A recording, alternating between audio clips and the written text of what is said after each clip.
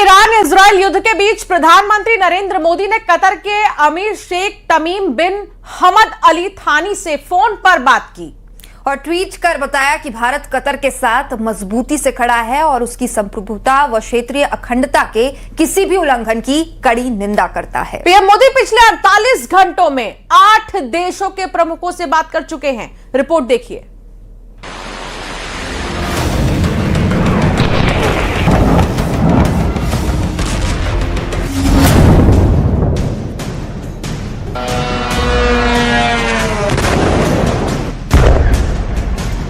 कुछ ऐसे काम है जिसे करने के पहले एक बार नहीं बल्कि 100 बार आप सोचें। जैसे अगर आप कोई डील करने भारत के प्रधानमंत्री नरेंद्र मोदी ने मंगलवार को ओमान के सुल्तान हैथम बिन तारिक, कुवैत के युवराज शेख सबा अल खालिद अल हमद अल मुबारक अल सबा और कतर के अमीर शेख तमीम बिन हमद अल थानी से बात की है। पीएम मोदी ने पश्चिम एशिया में जारी संघर्ष के दौरान उनके देश पर हुए हमलों को लेकर चिंता जाहिर की।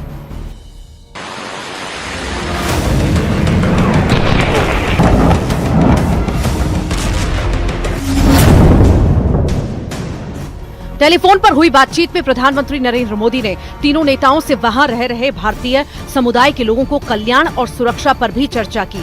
एक अधिकारी ने बताया कि प्रधानमंत्री ने मंगलवार दोपहर बाद खाड़ी क्षेत्र के 2 महत्वपूर्ण नेताओं से बातचीत की। उन्होंने ओमान के सुल्तान हैथम बिन तारिक और कुवैत के युवराज शेख सबा अल खालिद अल हमद अल मुबारक अल सबा से फोन पर बातचीत की है। बहरीन, ओमान और कुवैत के राष्ट्र प्रमुखों से बात हुई। सऊदी अरब, जॉर्डन के भी राष्ट्र प्रमुखों से बात हुई। पीएम ने इजराइल, यूएई के राष्ट्रीय अध्यक्षों से बात की। पीएम ने 48 घंटे में 8 देशों के प्रमुखों से बात की। As Prime Minister Modi has spoken with various leaders, including Netanyahu, including Bahrain, I think maybe, and others who could be there, Qatar, Riyadh. These are all partner countries with whom we've had very strong ongoing engagements. And war in this region is absolutely of not much interest to us at all. These countries will suffer economic damages, economic loss. And here we have Saudi Arabia, Arab Emirates, Qatar, who are looking to invest large amounts in India.